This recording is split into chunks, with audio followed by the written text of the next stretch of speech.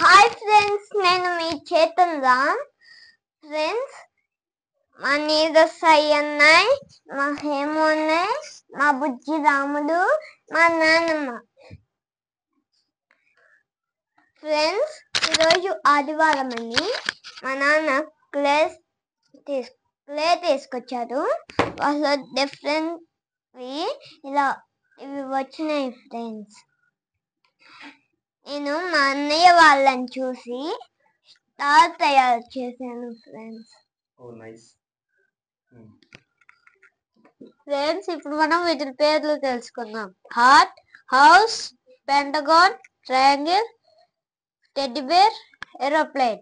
ఇట్లాంటివే మేము 2-3 చేసాం. And special గా రెయిన్బో.